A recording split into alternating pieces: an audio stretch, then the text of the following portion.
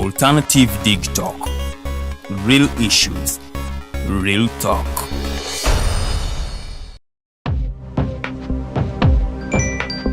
Go to the church, Tawali man, what's up? Man, can you imagine people just dump everywhere? Someone drinks water and throws the bottle wherever. Come on, Rogers. What else do you expect people to do with an empty bottle? Simanya now, do you know that plastics take at least 450 years to decompose? What? That's a long time. Exactly. Because plastics are made out of a lightweight and flexible material that doesn't decompose easily. And plastics everywhere in the environment cause plastic pollution. What is plastic pollution now? It is the accumulation of plastic waste in the environment, like bottles, polythene bags, straws. All of these contribute to plastic pollution. I have been using them without knowing their effect. Yeah, a lot of people have. Plastics are a danger to the ecosystem, both on land and in water. So how can we overcome this problem? Is there something we can do? Oh yes, we can reduce by minimizing the use of plastics, reuse by repurposing them, or recycle by collecting and processing them into new products. Everyone wants to change the world, but no one wants to change themselves for the world. How about we change our habits for the world? And it starts with me and you. This message is brought to you by Alternative Digitalk. Looking for a pair of shoes? Let's Up Stores has a wide range of selection for unisex footwear. We have the best quality of all brands at pocket-friendly prices, and we make deliveries countrywide. Just place your order or reach us on 0772 08 0090. You can also check up at Let's Up Stores on all our social media platforms. Let's Up, craft your own footprints. Hi Rogers, can I ask you something? Shoot. What does corruption mean? Well, summarily, corruption is abuse of public power for personal gain or for the benefit of a group to which one owes allegiance. For example, when a public office is abused by an official accepting or soliciting a bribe. By the way, private people can be corrupt too, like bribing police officers to escape fines. Okay. So exactly how does that concern me? Well, do you pay taxes? I guess, yeah. What does that have to do with this? Everything. Because those taxes you pay are supposed to facilitate services you use, like water, electricity, roads construction, medicines in hospitals, name it. Okay, that is much bigger than I thought. But it can be stopped, right? Well, yes it can, although it may not be as easy as it sounds. And here is the reason why. Corruption roots are grounded in our country's social, political, economic, bureaucratic traditions and policies. So, what has kept it going this long? I mean, why don't we stop it?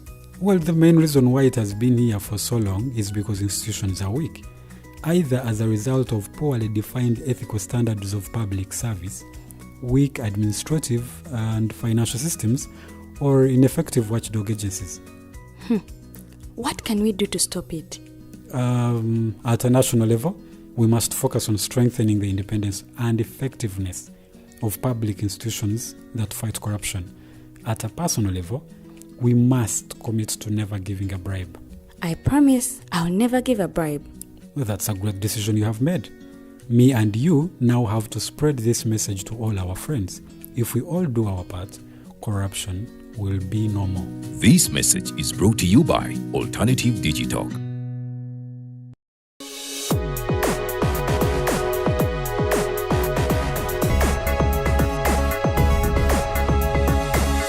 The Alternative Digitalk. Real issues, real talk.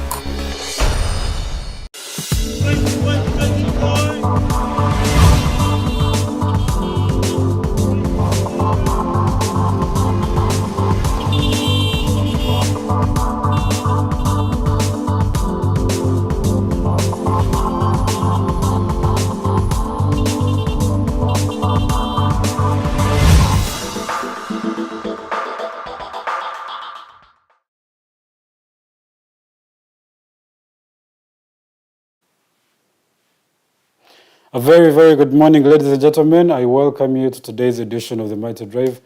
My name is Roger Suriawi, and it's a great honor yet again to be here to interface with other people, but also to talk about a number of issues that does affect us in our communities.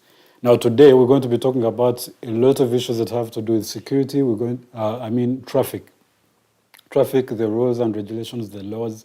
what the do's and don'ts. Those, the person who we're having is from an association of driving schools in Uganda. So we're going to, first of all, understand what driving schools do, what are the considerations for someone to get those permits, what are the processes. Of course, we'll understand some of that, because some people don't actually know how to get here or there. But some also do not know, because some people might actually be corrupt. Some driving schools ask for a lot of money. So we want to understand that. But we also want to understand the traffic system that works here. Try to do some comparison with some international models that happen in other countries and how we can learn from them. But also in the broader sense, how does road safety contribute to the economy? How does it contribute to the growth that me and you have? Now, some people have argued extensively that infrastructure is important, and I would agree to a good extent. But of course, there are enablers, even if they're infrastructures. If there are no safety on the roads, even if the roads are good, if there are no systems that regulate how people use these roads, they can be just as fatal, and people can actually lose their lives and their goods and products. So those are the discussions we're going to get today. We're going to, it's a class, or it's like I tell you, every time that we come here, it's a class. You get a pen and a paper, sit down. You can write down your comments if you want to contribute to the discussion. Head over to our social media platforms. You can find us on the Alternative Uganda social media page on Facebook, and the Alternative Digitalk, both on Facebook. You can always also catch the show later on YouTube at the Alternative Uganda. You can also find us on Twitter, the Alternative Yuga, at the Alternative Yuga. And you can always drop your comments at any of those social media handles. We'll be able to contribute to them. We'll also respond. If you have questions, we'll certainly have to find an answer from our guests and experts that we always have in the studios. So before we get to that, I am going to get you just a little bit of some of the issues that have been happening in our communities. And of course, this helps us to learn a thing or two how to go about our days. But also, these decisions that we make are usually dependent on the issues that are happening around us in communities. And so, of course, we are the same people in communities, so these things here or there, we need to learn from some things. If they're happening in a particular community, even if it's a distance away, we will have to learn a thing or two about them and how to go better about it in the next future should we face certain situations that are similar to those that we have interfaced with from different places. So, for the updates that I have today, I want to begin from a country in the West Africa. It's called Niger, or some people will call it Niger. There's been an attempted coup. Now, to give you some bit of background before we get there, as you can see, those gentlemen, the one who's seated is Colonel Major Amadou Abdramane. He's a man, and all of the guys who are behind him are people who are associated to the presidential guard, the people who are supposed to be actually protecting the president of Niger. Now, those people are apparently detained. The president of Niger is called President Mohamed Bazoum. And this gentleman had been elected president of Niger in the April of 2021. He has only been president for about 2 years now. And there has been that coup. Now, if you see the history of African countries and what has been happening, I do not know if the name Amadou has some correlation to the hunger for power, because even Guinea Conakry, the gentleman who took over power, is also called Amadou. So I think the name has some sort of power correlation. But yeah, that is the thing. These things have happened across countries.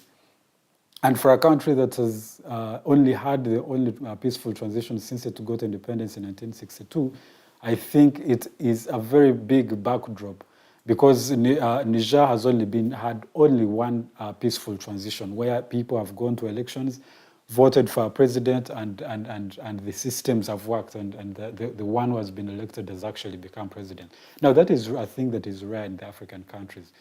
So this thing to happen is some big backdrop, very big backdrop. The president who had been there peacefully handed over power. And this gentleman, Mohamed Bazoum, became president. But now we see that this is happening. Now, it has happened in a lot of countries. And you have seen, of course, as you look at the instabilities that have been facing this particular country, the Southwest, there has been the spillovers of some extremist groups from, I think that is Mali, if I'm not mistaken, from the south, the Southwest, it should be the Mali. And those particular insurgents have been terrorizing this particular country for a long time. So it has had issues and histories of insecurity. The economy has not been performing very well, and the people have been disgruntled here and there. And of course, there has been also the jihadist group that has been from the side of Nigeria, also Niger, neighbors Nigeria. So these two have been attacking. The insecurity has been that worse, but we did not expect something to come from the inside, especially such as that. So I'm going to invite my people from the control room to play for you the video that these gentlemen were speaking about the overthrow of this particular president, current president of Niger, and then I'll get back to give it a little more context. Ce jour, 26 juillet 2023, nous, forces de défense et de sécurité, réunis au sein du Conseil national pour la sauvegarde de la patrie, CNSP, avons décidé de mettre fin au régime que vous connaissez. Cela fait suite à la dégradation continue de la situation sécuritaire, la mauvaise gouvernance économique et sociale. Réaffirmons notre attachement au respect de tous les engagements souscrits par le Niger. Nous rassurons la communauté nationale et internationale par rapport au respect de l'intégrité physique et morale des autorités déchues conformément aux principes des droits humains. Toutes les institutions issues de la 7e République sont suspendues. Les secrétaires généraux des ministères se chargeront de l'expédition des affaires courantes. Les forces de défense et de sécurité gèrent la situation. Il est demandé à tous les partenaires extérieurs de ne pas s'ingérer. Fait à Niamey le 26 juillet 2023. Signé le président du CNSP. Les frontières terrestres et aériennes sont fermées jusqu'à la stabilisation de la situation. Un couvre-feu est instauré à compter de ce jour, de 22h à 5h du matin, sur toute l'étendue du territoire jusqu'à nouvel ordre. Fait à Niamey le 26 juillet 2023, signé le président du CNSP. Ce jour, 26 juillet 2023. That gentleman, as you have seen, is the one who's called Colonel Major Amadou Abdramani. He's the one apparently in charge now, of course, with the standoff that is happening. But also his coming has had those effects. He has said there's going to be a nationwide curfew between 10 p.m. and 5 a.m. of the night. There's no movements, I think, across the country. You have to be, it's a curfew. You have to be home. Everyone has to be home. Nothing happens between those hours. But also he says that all institutions in the country, all institutions in the country would be suspended, borders will be closed. And he also said emphatically that they do not want interference from any external player. Now also, of course, that doesn't mean that all people cannot express this concern with this kind of issue. The president of ECOWAS, the ECOWAS as a whole bloc actually said they are against the developments that are happening in Niger. The AU, for the first time, okay, it has been quicker this time. There are times when the EU has been, African Union has been silent, or at least late to announce or pronounce themselves on some of the issues that have been happened in different countries in Africa. So this particular one said they do not appreciate or support what is happening and the overthrow of power. Even the EU, even the United Nations, the Secretary General, Antonio Guterres, also sent his message saying him and the United Nations dissociate from the developments that are happening in Niger, and they are saying that it's a backdrop on democracy because this gentleman had been actually democratically elected in this particular country. So those are the developments that are happening in there. The man had only become president in April of 2021, and the only particularly democratically elected president since 1960 when this particular country got independence. Now, those are the developments that are happening. I hope that there's going to be some sort of peaceful resolution of the situation, even if they have to maybe overthrow, if it has to go to that extreme. I hope that the people are not arrested or people killed or whatever happens in transitions. Of course, when people decide that they want to take power by might, these are the things that we expect. Some people actually do lose their lives. So I hope that a common position is reached and that there is a peaceful transfer of power in that particular country, or that these particular individuals, their outfits from the presidential guards are actually dealt with, and that they face the consequences of the attempted coup d'etat that is happening right now. To move on from that, I want to come to our neighborhood. Of course, I see the time is not on my side, so I'll try to sort of summarize this one. You know the demonstrations that have been happening in Kenya and the Republic of Kenya, standoff between the two strongmen, Raila Amolo Odinga and Ruto Samoei William, and the issues that have been happening, the demonstrations that have happened. You remember they started when they had, I think it was April and May, and then they had some sort of ceasefire when there were promises of talks between these two gentlemen for them to be able to deal with whatever they are facing. Now, a lot of Kenyans have said and expressed displeasure with what these two gentlemen are doing, because only the egos of these two men, that is the gentleman Raila Amolo Odinga, the one who has lost the presidency to William Ruto Samoei, is also saying that they stole the elections from him. Now, if you understand the history of that gentleman, he has been, I think, contesting for what? About 5 times now or 6, and he has lost on every single time of that. And so I think this being the last time, because he's also growing older, the age is not on his side, he's saying he's not going to give up without a fight. So he's trying to do a thing or two to try. Maybe he's expecting that some power sharing like he did with Uhuru Kenyatta that was happening in the previous government. You remember, of course, from the 2017 elections, again, he said some issues around they stole his elections and all of that kind of jazz. And of course, again, there were demonstrations with his Azimio, and then the president at the time, Uhuru, called him for the presidential handshake, as some people like to call it. Was it a handshake or power sharing kind of agreement, where him and the president was agreed to some terms where the gentleman actually had some sort of power in the government. And so some people are saying that Raila Amolo Odinga is expecting the same to happen from Uhuru Kenyatta, William Ruto and his current administration.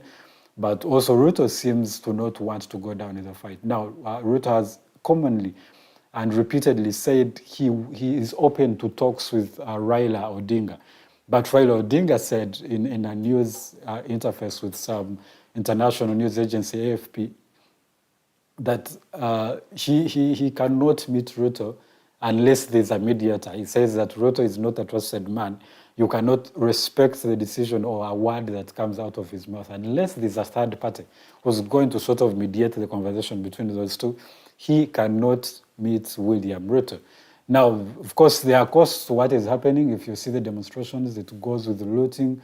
A lot of people's businesses are closed because people cannot actually are fearing for their safety, but also for the properties and their businesses. If you have seen what has been going around, you've seen protesters looting. They are, some actually people who are said to be from the police wearing the casual clothes and shooting in the air. Some people have lost their lives. About 20 officially are said to have lost their lives since the demonstrations broke out. But the Azimio also are putting the number of people who have lost their lives in this whole standoff and demonstrations to 50. Now, Azimio is the side of Raila Odinga, of course. Some can say that that is exaggerated to show that people are losing their lives. But also the genesis of all of this is that when Ruto was coming to presidency, the campaign, his whole thing was a hustler. He came with that slogan of a hustler, that he understands the situation of the common people, being that he also came from the rags, the man from selling chicken on the roadside to becoming the top gentleman at the helm of a state. So his promises were that he's going to reduce on taxes and all of that, but when he became president, some of the taxes have actually doubled. He has increased on some of the others even, and so some people feel really betrayed. And so that probably partly explains why some of them decided to join demonstrations. But we also, again, hope, because some of those things, when they happen, there's always spillovers. They can actually spill over to even Uganda. If you remember the 2007 kind of thing, you'll know that we get affected when Kenya gets in some sort of insecurity. Of course, being that we are a landlocked country, a big part of our trade also depends on our neighboring countries. So if there's an insecurity or any form of some sort of development such as those, of course, there are sort of spillover effects to countries such as ours. So we hope that, of course, there's going to be some sort of agreement that will be reached between those two gentlemen. First, that their ego does not affect the country as one, because the economy is being affected. The human rights, of course, is one of the others. Now, if you know, Kenya is one of the countries in Africa that has had some bit of development as far as democracy is concerned. They are growing, at least even the economy they're doing fair well compared to most of the other countries in Africa. So it's a shame that that is happening, and that, of course, that drags them a step behind. So, of course, we hope that they do come to a conclusion on that, and a peaceful one at that. That is what I have for you, ladies and gentlemen. We're going to go in for a very short commercial break. When we come back, we'll begin the discussion about the road safety. We'll talk about issues of the road rules and regulations, the traffic laws. We'll talk about the practices, good practices that we might borrow from our neighboring countries, and the international models of security. Will certainly look into the use of the technology and how we can use maybe the AI-powered road safety systems to make sure that we have good road safety rules, we have people are safe on the roads, but also that we develop infrastructure that's up to the standard. Of course, if the road is not to standard, even if the people exercise caution, there's always going to be some sort of impact that is going to happen. So we're going to look at a number of all of that.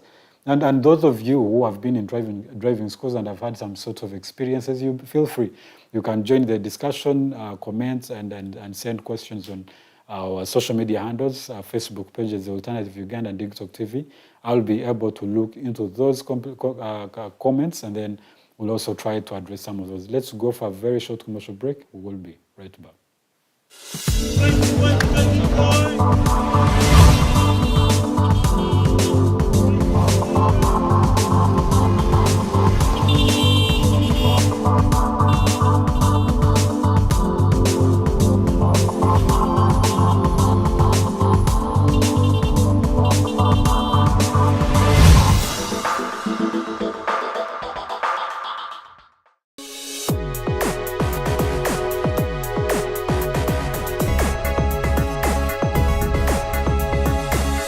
The Alternative Digitalk.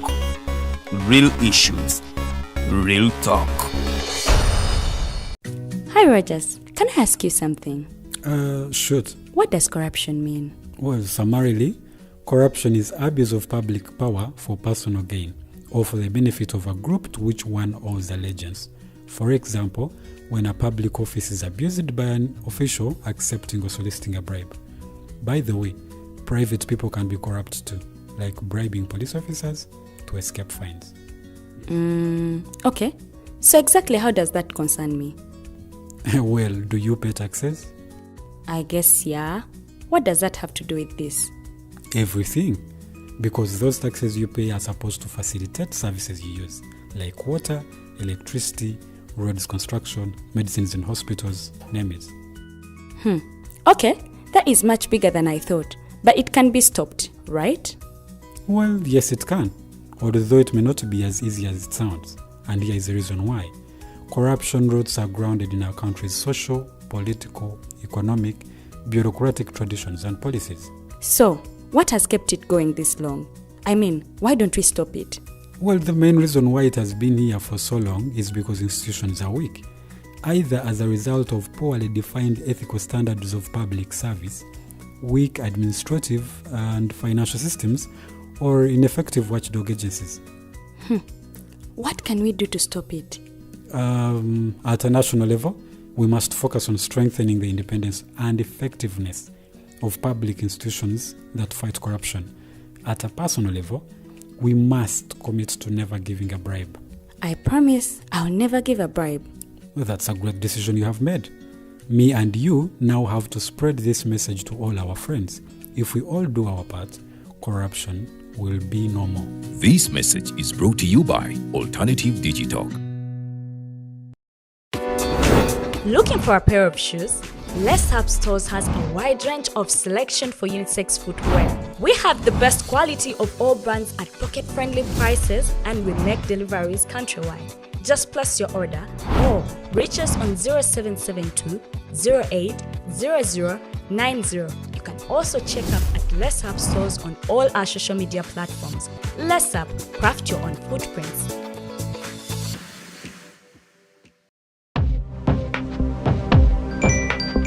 Go to the church, though. Tawali man, what's up? Man, can you imagine people just dump everywhere? Someone drinks water and throws the bottle wherever. Come on, Rogers. What else do you expect people to do with an empty bottle? Simanya now, do you know that plastics take at least 450 years to decompose?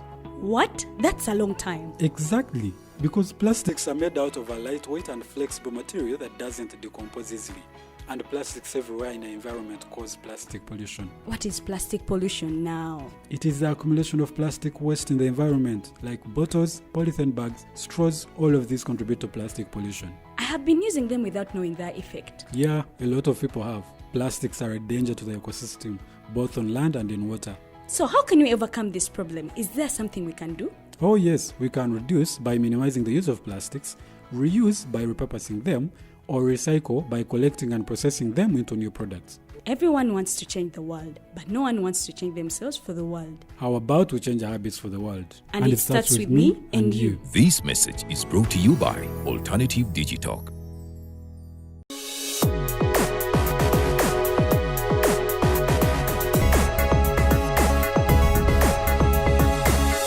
The Alternative Digitalk. Real issues, real talk.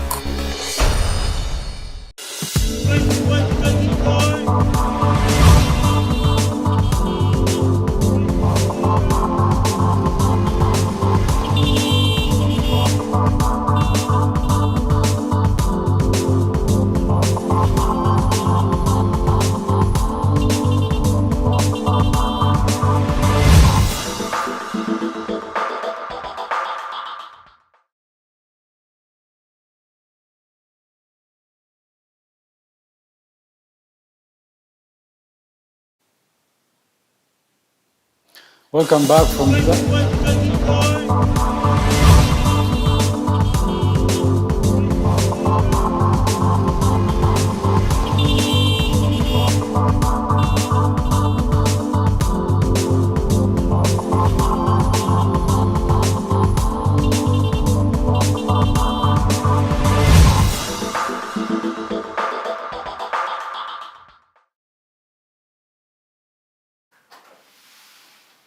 Welcome back from that short commercial break, ladies and gentlemen. My name again is Roger Soyawe, and I have been joined by a guest for the day. He's a gentleman, Mr. Kilama Roy. Sorry, I don't know why I mistaken. His name is Kilama Roy, and he's an expert in this kind of traffic stuff, driving schools and all of those.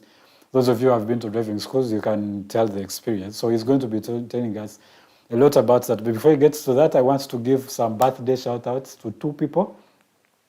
But birthday is a very important thing because it's the day you come to the world. There's a one, Mukose George Williams. It's his birthday today. Shout-outs, a very happy birthday, sir.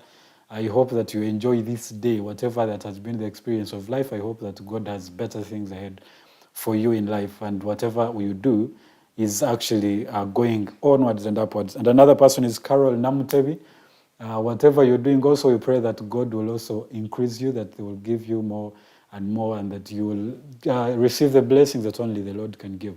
On this your birthday, we wish you a happy birthday from the Alternative Digitalk, but also myself as an individual, a very, very happy birthday. Now, moving on from that, I have a quote for the day today that is about the traffics that we have. It says that one precaution is better than cure, that whatever you're doing, it's better that you understand, that you take precaution before you get into it. Now, some of you, especially in respect to the road safety, you can want to do certain things. You can probably have like a new car or a very nice one and feel like you need to drive and show around how much yours goes faster. But the problem is, if you do get into an accident, you may not be in a good state to tell how good your car has been. So it's better to take precaution even if you're enjoying.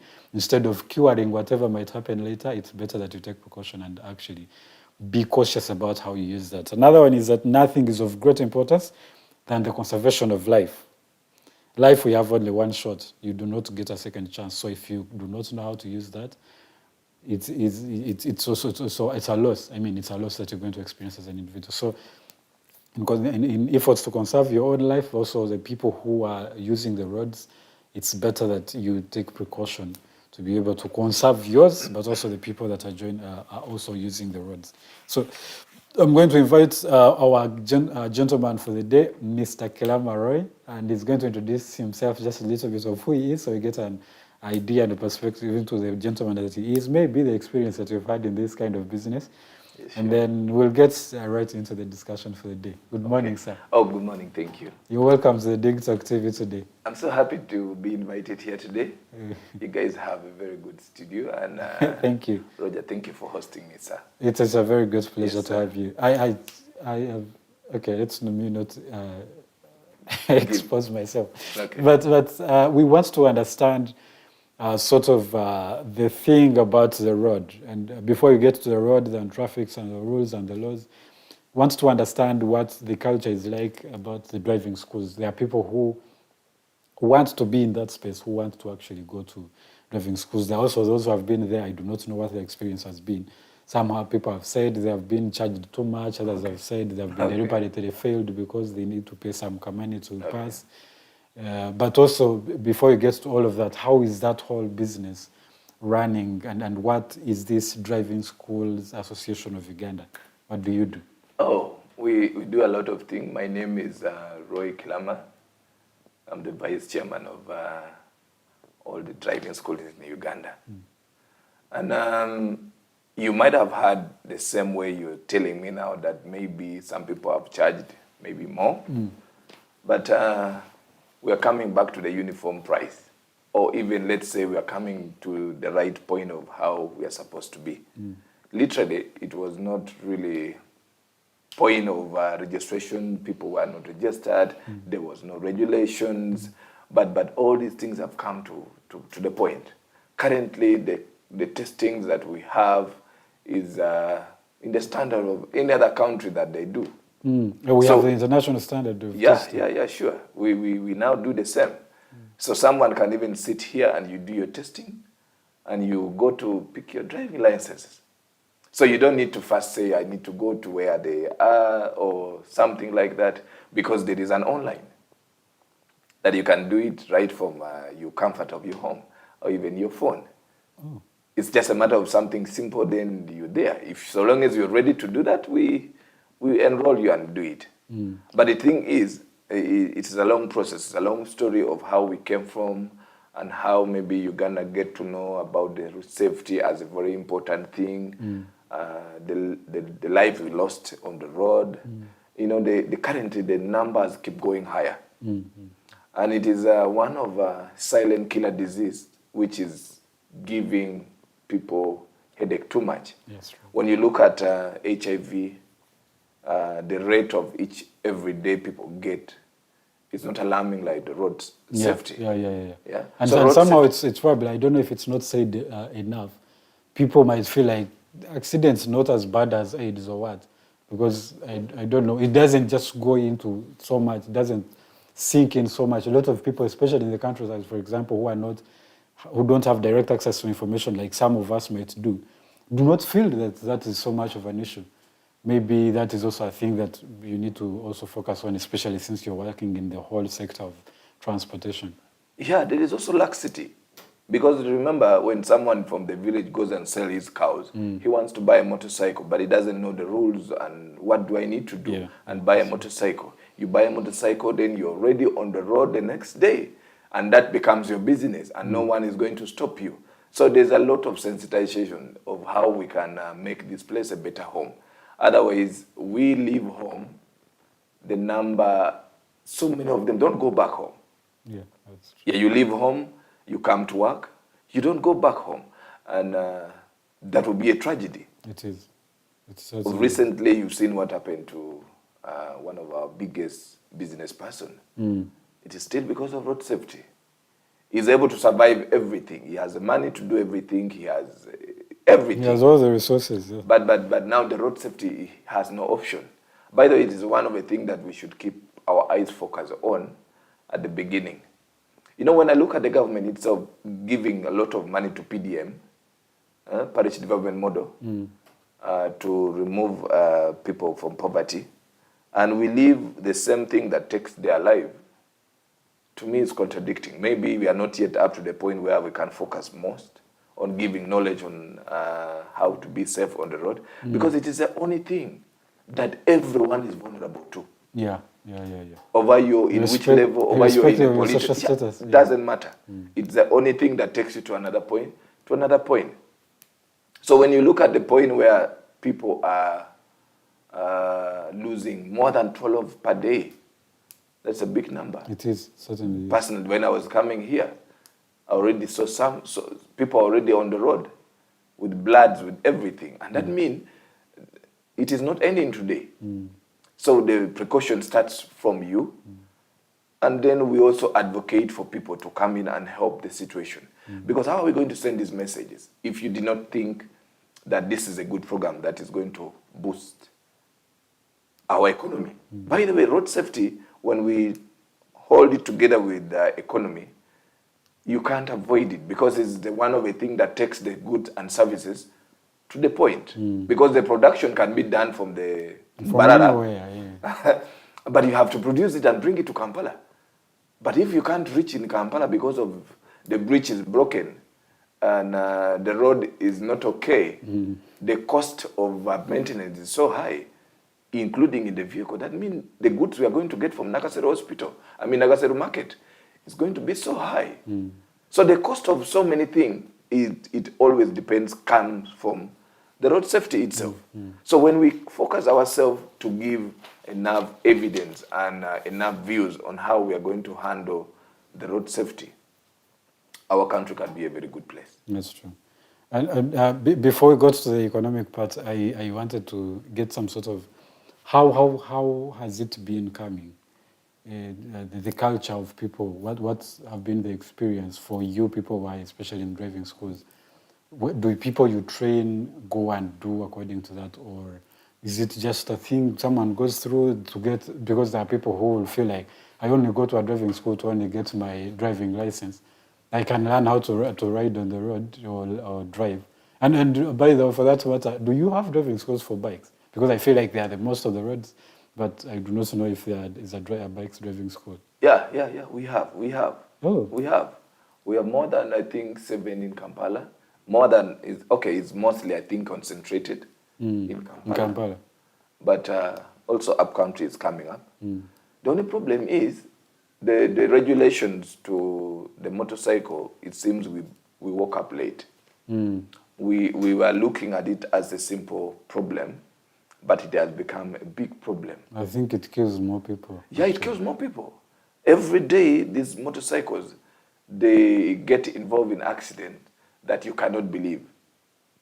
And I was having a conversation yesterday with someone that I'm going to be on the TV and we'll be talking about road safety. And the woman is telling me that she can't date a border because you are bound to be a widow very fast at any time. So that one took my attention and said, how can you fail to date someone because of their professions? Their vocation, yeah. And I don't know if that one you are going to call it a profession because even these are things that gamblings and then become source of your income. It's some sort of a vocation, yes. In other words, I think it is one of the things that we can start right away from either primary. Currently, by the way, through the associations, we have a project running in the primary schools that we go and teach these kids the road safety tips right from there. And I think when we are to have those people grow up, we groom them in the same manner, probably they will have a better road user later. Because they will have the knowledge on how we can use the road. They will have the better ways of how we can handle the situations that currently at hand. When you look at, if you don't see the traffic officer on the road, probably you will see the mess. Because we don't have the self-regulation that we do on ourselves. So if you can't control yourself, that means you're bound to make a mistake at any time. Yes. So when we bring the idea of self-regulations, it will make it so easier. When we look at the camera that is on the road, still I don't know if they are all working, because probably it would have given a chance to a traffic officer to see what happened on the road and meet the other person on the other side where he's going. But you realize the same place something happened that you can't believe. And we fail to get it.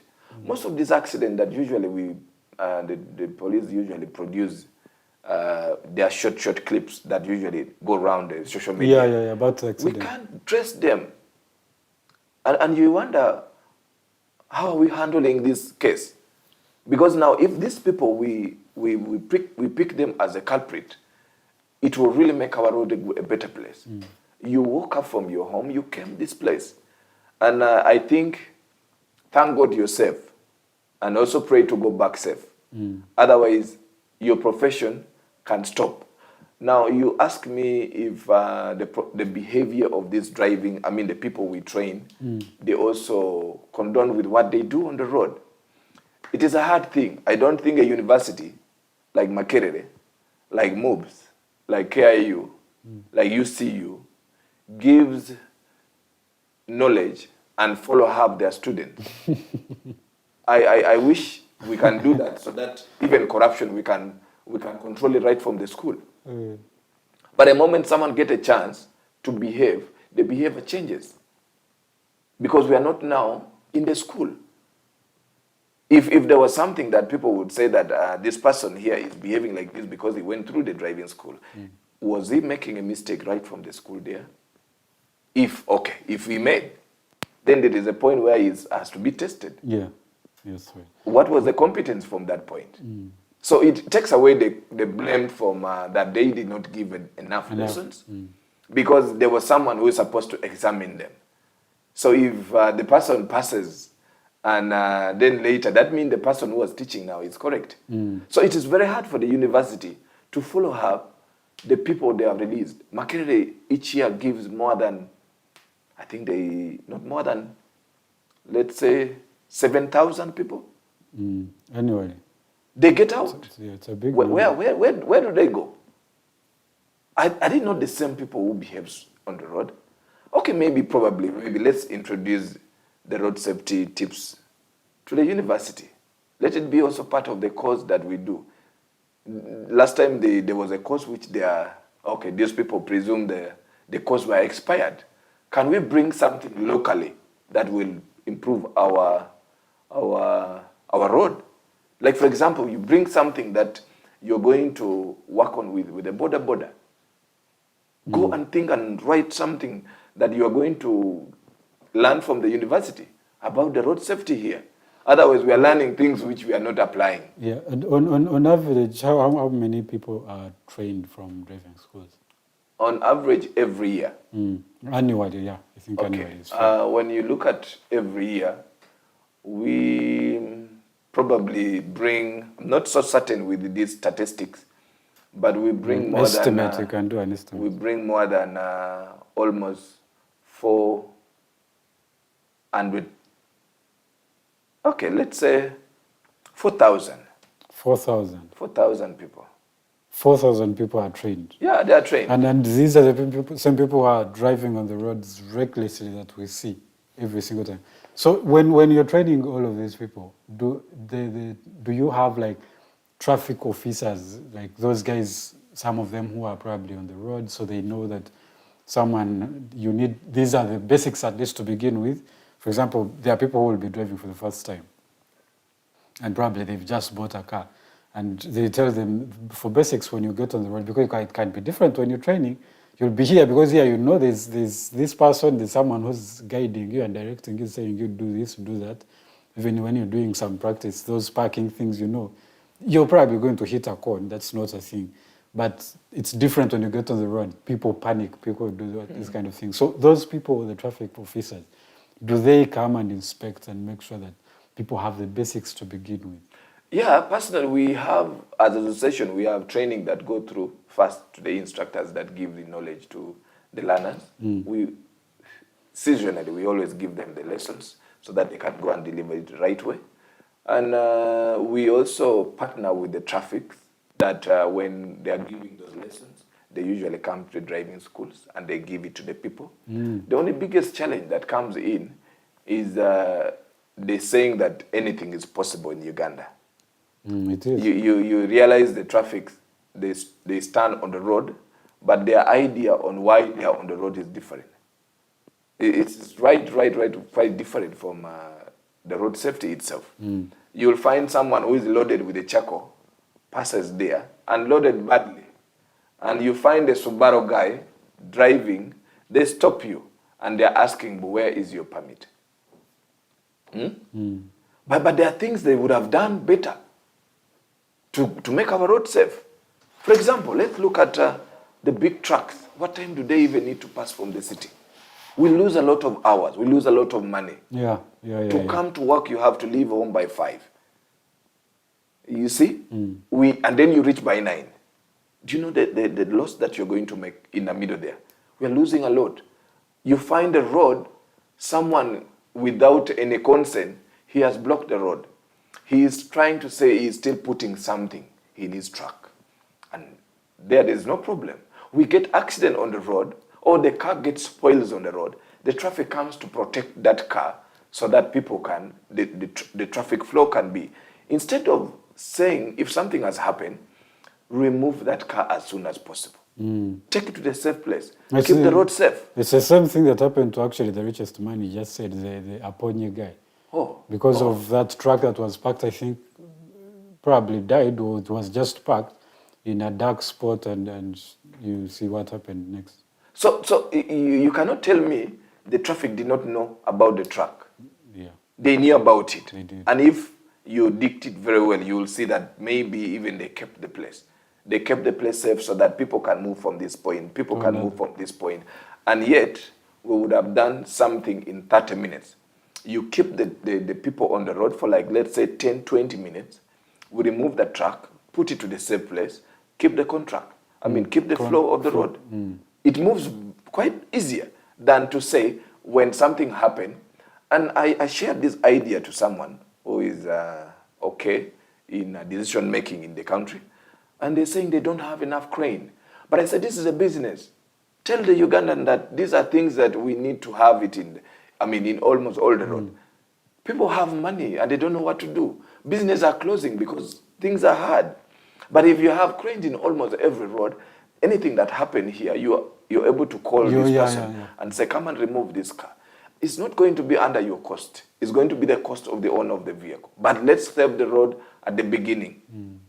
Some people reach work at 10 because maybe, for example, let's say the road from Chua to Nigeria, Namugongo, one truck fell on the road.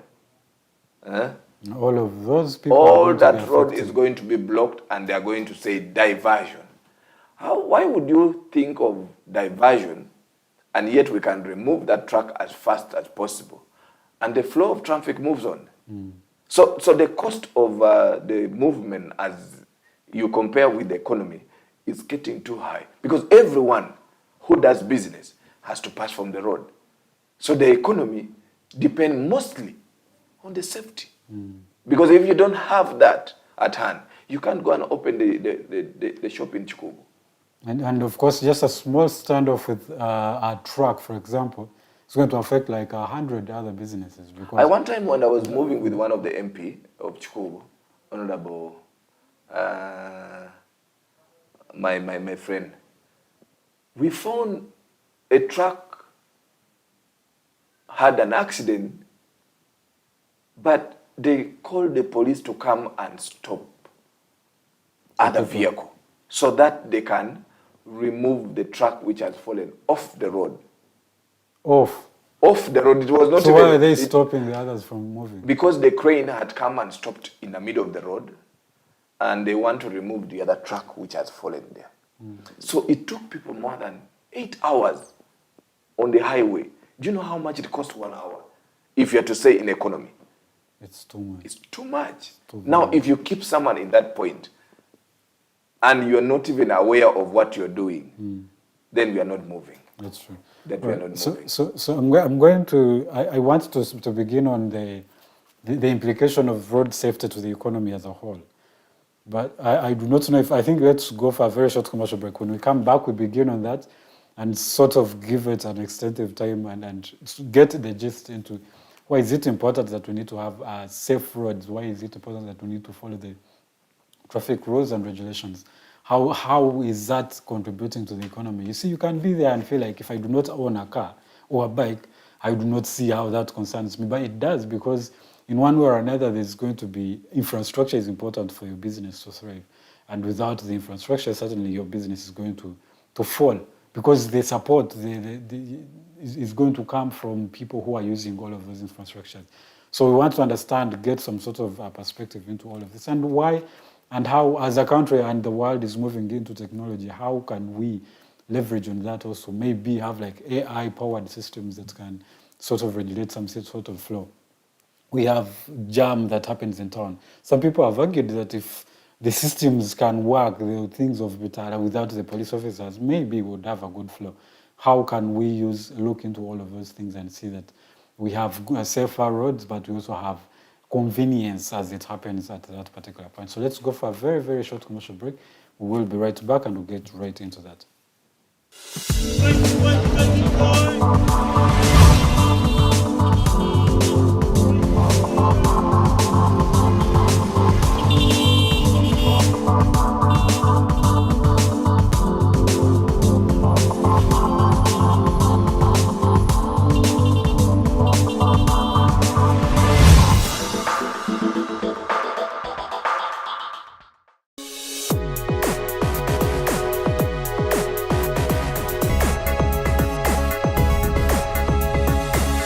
The Alternative Digitalk.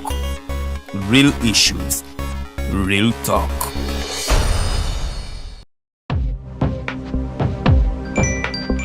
Go to the church, though. Tawali man, what's up? Man, can you imagine people just dump everywhere? Someone drinks water and throws the bottle wherever. Come on, Rogers. What else do you expect people to do with an empty bottle? Simanya now, recorder. Did you know that plastics take at least 450 years to decompose? What? That's a long time. Exactly. Because plastics are made out of a lightweight and flexible material that doesn't decompose easily. And plastics everywhere in the environment cause plastic pollution. What is plastic pollution now? It is the accumulation of plastic waste in the environment, like bottles, polythene bags, straws. All of these contribute to plastic pollution. I have been using them without knowing their effect. Yeah, a lot of people have. Plastics are a danger to the ecosystem, both on land and in water. So how can we overcome this problem? Is there something we can do? Oh yes, we can reduce by minimizing the use of plastics, reuse by repurposing them, or recycle by collecting and processing them into new products. Everyone wants to change the world, but no one wants to change themselves for the world. How about we change our habits for the world? And it starts with me and you. This message is brought to you by Alternative Digitalk. Looking for a pair of shoes? Les Hub Stores has a wide range of selection for unisex footwear. We have the best quality of all brands at pocket-friendly prices and with next deliveries countrywide. Just place your order or reach us on 0772 08 0090. You can also check up at Les Hub Stores on all our social media platforms. Les Hub, craft your own footprints. Hi, Rogers. Can I ask you something? Shoot. What does corruption mean? Well, summarily, corruption is abuse of public power for personal gain or for the benefit of a group to which one owes allegiance. For example, when a public office is abused by an official accepting or soliciting a bribe. By the way, private people can be corrupt too, like bribing police officers to escape fines. Okay. So exactly how does that concern me? Well, do you pay taxes? I guess, yeah. What does that have to do with this? Everything. Because those taxes you pay are supposed to facilitate services you use, like water, electricity, roads construction, medicines in hospitals, name it. Okay, that is much bigger than I thought. But it can be stopped, right? Well, yes it can. Although it may not be as easy as it sounds. And here is the reason why. Corruption roots are grounded in our country's social, political, economic, bureaucratic traditions and policies. So, what has kept it going this long? I mean, why don't we stop it? Well, the main reason why it has been here for so long is because institutions are weak, either as a result of poorly defined ethical standards of public service, weak administrative and financial systems, or ineffective watchdog agencies. What can we do to stop it? At a national level, we must focus on strengthening the independence and effectiveness of public institutions that fight corruption. At a personal level, we must commit to never giving a bribe. I promise I'll never give a bribe. Well, that's a great decision you have made. Me and you now have to spread this message to all our friends. If we all do our part, corruption will be normal. This message is brought to you by Alternative Digitalk.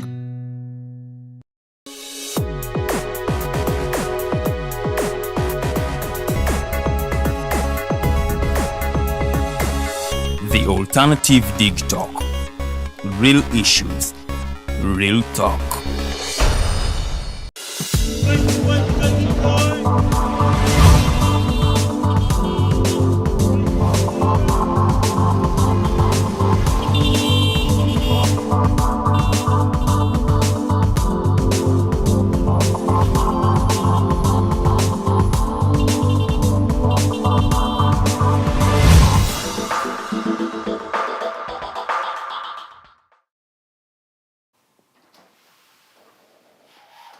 Welcome back from that commercial break, ladies and gentlemen. Again, my name is Rogers. Together with Mr. Kilama Roy, we're sort of learning a thing or two about traffic and how does that affect each one of us.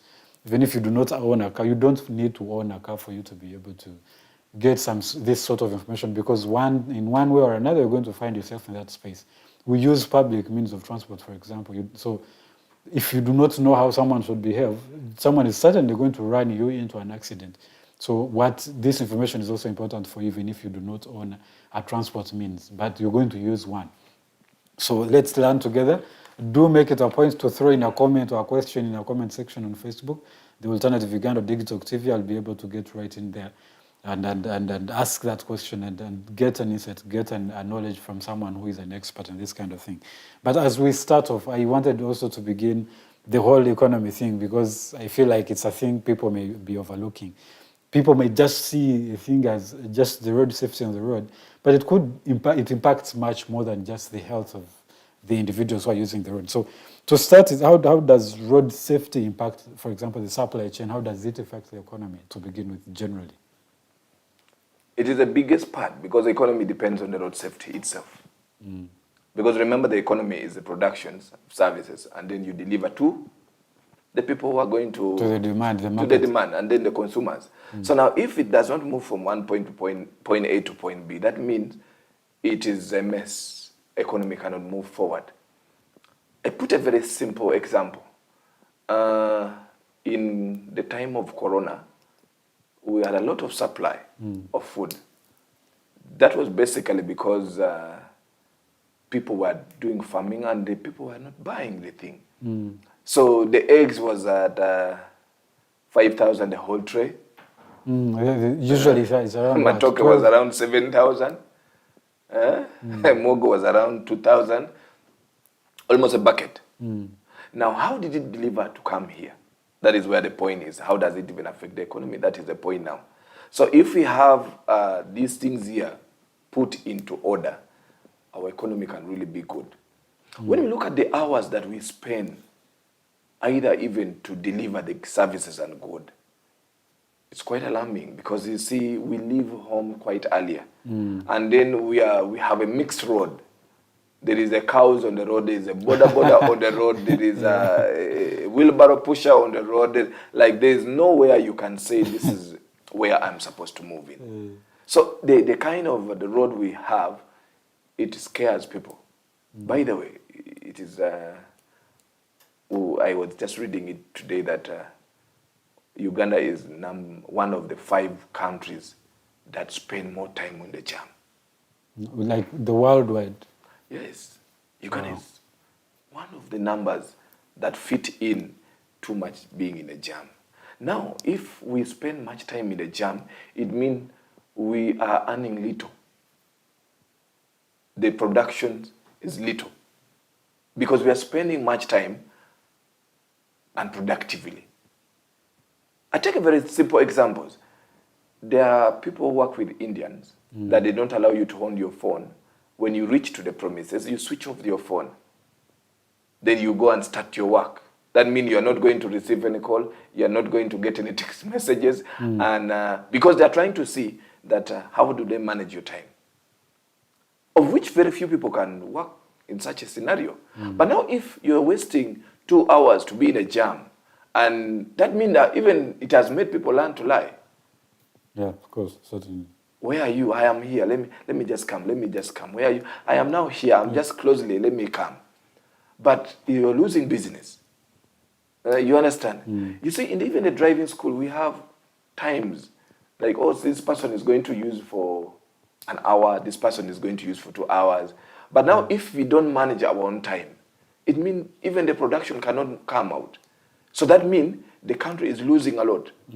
Because now, for example, let's say we have gotten an accident in this road going to town. It's going to take us more than 3 hours. And people's appointments are going to stop. Someone who is going to go and make a project somewhere, or someone who is going to do interviews somewhere, is all spoiled. When we look at a simple way of solving this simple problem, it is a simple thing like having one lane going somewhere. We have so many people on the road that you can't even wait to sit at your back. Everything will be on your side of the car or the motorcycle. And besides, even if you don't own a car, you look at how the taxi drivers behave, and yet they're taking your own life. Can some of these things be avoided? Now, when you look at for example, the road system, we have some sort of mega roads. They're small, most of them. Okay. You'll find a highway for that matter, is like literally one lane. There's only one space for this car going this side, and another one going this side. So somehow you find like every other person is fighting for that small space to be going at the same time. Can we exercise the same caution on that kind of road, the same way that people who have bigger systems, who have 3 lanes going one way and 3 lanes on another on the opposite side, can we exercise the same thing? And it is a hard thing. It's a hard thing because it is not a priority to the government. Northern Bypass, when they were making a Northern Bypass, it was having a 4 lane. But currently, when you go and you say it is finished, I don't know how many lanes you'll find it there. It will be another topic that we need to learn, maybe why are these highways, people get a lot of accidents. You see, there are some markings that don't allow even the motorcycles to pass because the road is really small. For example, if we are to have a border to move on Northern Bypass and pass over the bridge, the border is not supposed to pass over the bridge. It's supposed to come down because this bridge there, it is still small. And it brings my understanding that why do we still have the signage that the bridge narrowed ahead? Because it has no meaning. In other words, we should have even advocated for the space that is going to cause accident to make it bigger. You've recently heard about the Karuma. I don't know if they got the vehicle because it went off and it went in the water. I saw some news that they did find the vehicle, but of course the people were dead, so it doesn't sound. So we are looking for the vehicle. We were looking for the vehicle and the dead bodies maybe. But so we need to make our road safe. By the way, I have been closely to some professions, including the engineers. I keep asking them, why does this road has corners? Kumbe, someone has realized the road is going to pass from their place, and they find their way and say, yeah, let it pass like this. Let it go like this. You find a road which is supposed to pass straight up to that point. It is diverted like this. It is gone in that way. Now that means we are not going to achieve the point because the way the structure of the road was made, it has not been delivered. And there is nobody who is responsible for doing that. You see? Let me tell you, as an expert in the road, everyone is vulnerable. And when you go back home, when you're still safe, just say thank you. You might not fall into robbery. You might fall a victim of road accident. And that one will end everything. When they're doing these kind of constructions, now I understand they use international engineers, they use companies that have had some sort of relative experience with this kind of thing.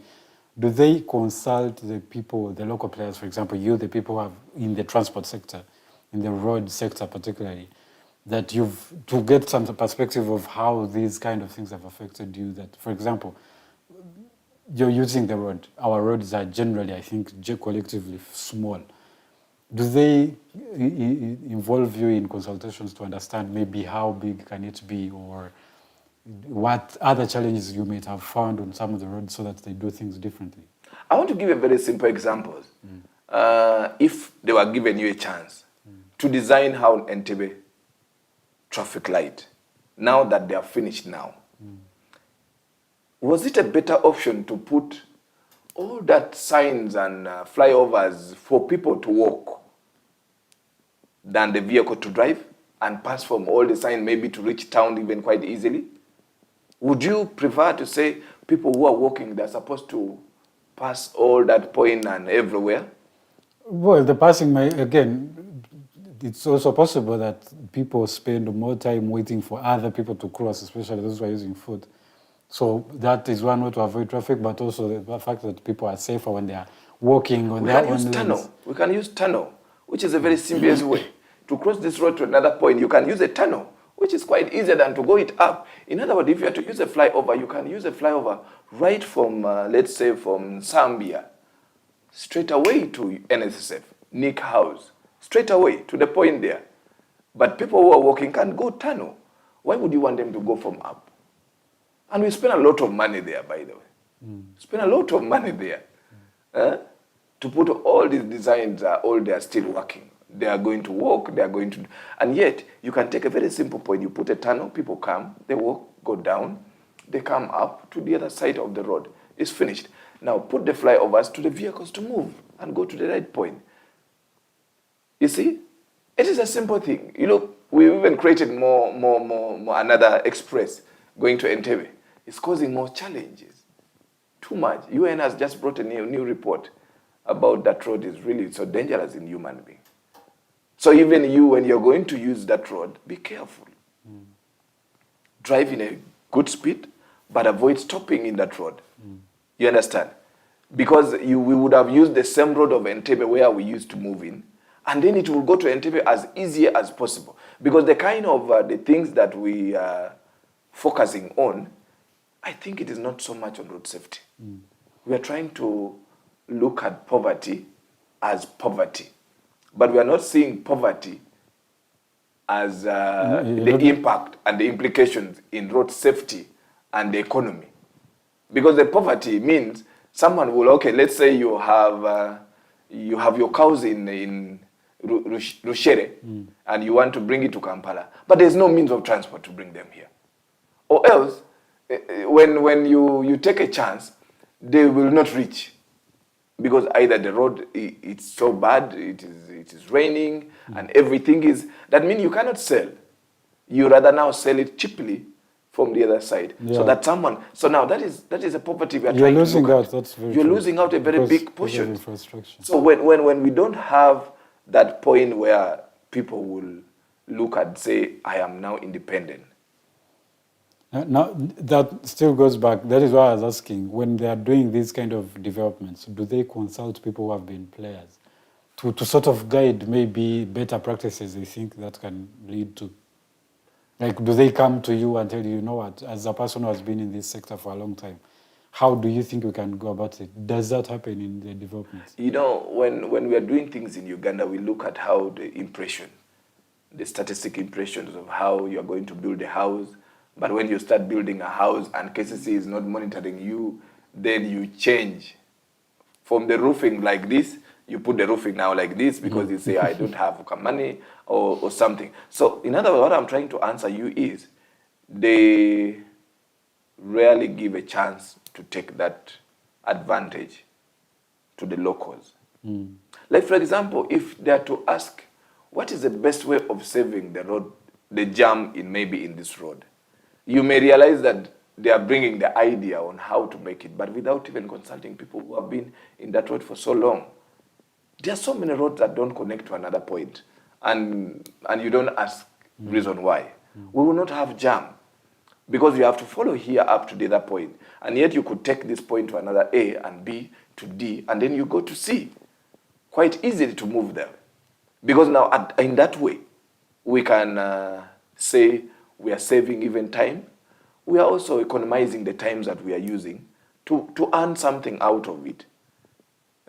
You understand? Because now if we are going to say we are going to have this road worked on,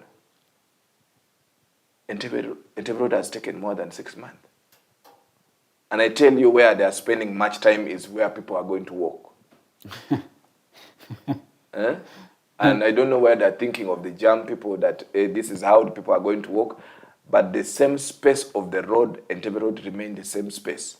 The size of the road. The size of the road remain the same space. Now, because it is a one-way going, one-way coming, two lanes, how will it save jam if you're to have in your mind? And yet we would even say you would go to that flyover, then you take another road that takes you to Zambia. Then you come from this point, it takes you to Owino. You go up, it takes you to Kampala Road. Now that would save, because you know now this is the point where I reach there, I don't get a jam. I am going to use my time correctly. So we still have a lot of way to move. Have there been successful initiatives that, be it from the government or from the people or the private players such as you and the others, has there been any sort of initiatives that have succeeded in making that these things are paid attention to, but also it has reduced on the flow of traffic, but on the jam, of course, I mean the congestion and all of that, or the accidents themselves? Yeah, because you look at the statistics that has been released, I think it was last month, by Road Safety Uganda. A bit, maybe let's say 5% we have succeeded somewhere. Because now we brought an idea that people can now go to the driving school when they're learning. But when I ask a question that how many of you have gone through a driving school to learn, you realize maybe out of 10, it will be like 3.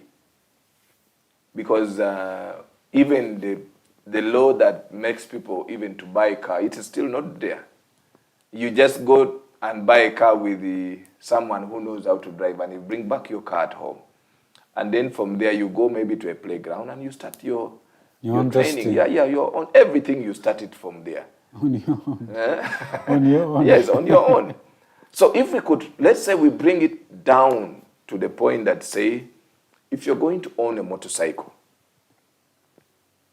right? If you're going to own a motorcycle, do you have this requirement? Do you have a driving permit for you to be able to drive? Yes, do you have? Otherwise, the business people also will have to close. Vema, who is selling Bajaj, will have nowhere to go, because now people who are coming to buy motorcycles are these people who have sold land somewhere, who have sold cows somewhere. They will just come and buy a motorcycle, and even, by the way, as they are going back, they're already riding. Some of them don't even reach home when they've already gotten an accident.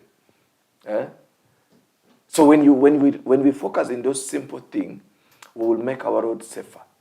That's a very interesting thing to say, that for someone to be able to own a motorcycle or a motor car, they must have a driving permit. For example, that you come, if you're going to a board to buy a car, please make sure that one of the requirements, aside from having the money, is that you have a driving permit, so that they know that the person who they are giving the car is cleared to be able to be on the road.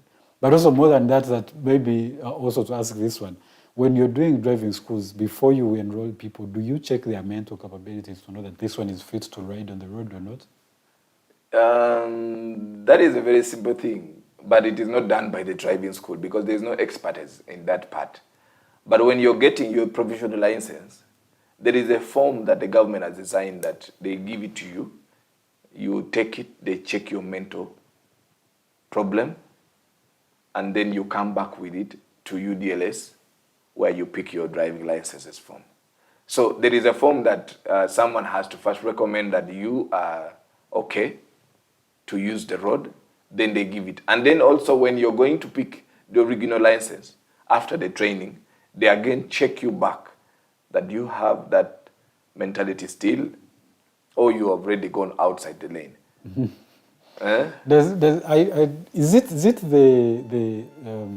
the system that does administer that check, or is it supposed to be me who does it, me the applicant? No, because I feel like if they gave me the form to go out and do that, I could put the results myself, or get another person and pay them a thing, and then they could put whatever I want. But they go to the health centers to do that. Yeah, they do. Now, what I mean is, without maybe the oversight of the people who are like the driving schools or the bodies, I do not know. If they were the ones, for example, who had their own facilities, then you know that me as an individual, I don't have an influence over the results that come out of that if they are going to check me. But it might be possible that if I go out to a private facility, it's possible that I can manipulate results because I can pay the doctor and tell him that I want this and this result because it's going to help me here and there. And I could manufacture that one and bring it. So there would probably be nowhere to whatever. So there are no facilities for that kind of stuff that are on the side of the It will bring a lot school. of contradictions because now you see this is a free economy where people open their clinics and they do that and they're licensed to do that and they are able to check. But what mostly cause a lot of problem is not really a mental problem. It is just the behavior. Just the behavior. Some of it might actually be mental. Some of them Probably might be mental. because I've seen people argue a lot with people usually use as motorcycle that these people, they behave the same way. Some of, no, let me ask you, like, for example, I've seen people who are driving, okay, it's not a disability. Okay. I'm not saying it's a disability, but there's like, you find a man driving a motorcycle who cannot even stand down when they are on top of a motorcycle. Now, Are they very short? Like, very, very short. I like, then this, doesn't it affect how someone navigates? Yeah, sure. Because it's a motorcycle, you use... you are the two body, tires, literally. And then you are the body, everything. Yeah, probably true. Yeah, so but now, how can they pass also the traffic officers and there's no problem with that? Other thing is, if the traffic officers now, it's in my perspective, I would think that the traffic officer feels, for example, if there were driving schools for motorcycle, let's say that every motorcycle rider is licensed. It would be reasonable to think as a traffic officer that maybe by the fact that someone is driving and they have a license, they have been cleared. But that kind of thing has to happen from where it begins. If you're coming to a driving school, you must have requirements. There are chances that they might say that if you're going to be a motorcycle rider, you must be between this and that height. Now, I'm not trying to say that short people should be segregated. I'm just saying it's a safety issue because if I'm riding with a short person, for example, a woman, and they stumble a bit, can someone who is short be able to support them to survive? They are certainly going to crash. Yeah, most probably they might get into that illusion of failing to control. But obviously, someone, before using their motorcycle, they know the size of their motorcycle. Does it really help them? Because it's a motorcycle, you can't avoid to put your hand and your legs down. You can't, you cannot. Yeah, so when such a scenario happens, probably it's because of a personal reason. Someone wants to use it as a behavioral. Maybe that is how they want to behave. You know, sometimes you feel comfortable seeing someone riding a big motorcycle, and you also want to, and yet maybe your level cannot reach that point, and so it happens. But logically, it is not that thing that causes a lot of problems, because when you see how people behave on the road, it is something that we are trying to analyze it. What could cause such a behavior? What if we make the country like any other country, where also children own vehicle or even motorcycle because they have their own speed? What if we put a road with a speed limit that we know very well express is going to go with it, maybe let's say 100. Then another road next to express moves at 30 kilometers per hour. Okay. Would that work in the sense that the road has signs, or do you mean that the motorcycles or cars that are being driven on those roads have controlled speed limits? That, for example, if in Uganda, let's say, the bikes that enter Uganda have to have up to a certain speed limit. So then you control how fast people can go. Of course, that has an effect in itself because it limits how fast people can engage and transport their products from one point to another. But do you mean, because I feel like we have those road safety signs that you can drive this fast at this particular point, but people still overdrive. Yesterday we were coming from Entebbe, the airport, and as we were driving, there was a sign for 50 kilometers per hour. And there's a gentleman coming very fast, he even hooted at us and even abused. When he was passing, overtaking, he made the point to lower his his window and abuse us for driving very slowly in a place that they are saying to have a particular limit. So is it that those signs are not there, or people, again, do not respect? It's not really a signage, what I'm trying to mean. I'm trying to mean, like, how are we going to impact the knowledge to the young people who are going to be the future in the country? Because now if they are going to learn the vehicle, maybe let's say when they're already grown up, probably they will learn with a rush and they will miss something. Many of them, we've seen them coming to the driving school and they fail to drive the manual car. They want the one that can move faster. Automatic. So they go to automatic as easily as possible. Or even somebody comes and say, me, I want to use automatic. So you start imagining how will it work if the person maybe changes. What I'm trying to mean is, if there was a way we could have speed that covers the young people to use the road, that makes it so easy, because now you nurture them in the road safety. Because, by the way, the country depends mostly on road. The safety and the economy, just like the topic says, it is something which is very vital. Because now if we lose a lot of people in a year, let's say 1,000 people, and then maybe, let's say, 10,000 people are incapacitated. Now, those people who are incapacitated, will they really come back to the road again? How does it even help the government? How does it contribute to the economy? Don't you see we are becoming a liability? Yeah, we become a liability. So what I'm trying to mean is, let's put the right point right from the young person brain, that if you're going to use a motorcycle, these are safety precautions you need to do. Other than selling a land currently because there's no job, then you become a border. Yeah? Because now there's no any other way you have learned from anywhere. But now you're already making money out of it. So when something, it is going to be, let's say maybe, since we have allowed that motorcycle is going to be part of business in Uganda, what are we trying to see in few years to come? Will they be still buying this motorcycle and go back on the road, buying like this and go back on the road? Or we tell them, you go and process a driving license.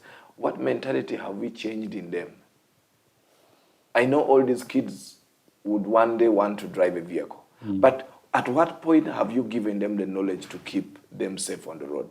Because now keeping them safe on the road, it means you are adding more productions into the economy. Because the same person who drives and be safe on the road, they are the same producer of the goods and services that we are talking, so that it can deliver to the right people. Because now if someone already has a challenge, let's say they are incapacitated, the leg is all, maybe it's taken off, the hand is not maybe it's also taken off, probably you become a liability. You become a problem in the community. And it's because of the simple things called behavior. That can be avoided. Yeah, it can be avoided. Because now at one point I know that everyone must use this as a means of A to B movement, transportations to A to B, C, D. But now, if you don't have enough knowledge to do this, it becomes a challenge. And I think it is going to be a hard problem if one day the government says we can own private jets. With the kind of behaviors we have, I think we can. So if the country can even one day say we are going to modernize our transport means, then you can also have let's say, a jet. You're going to have a plane.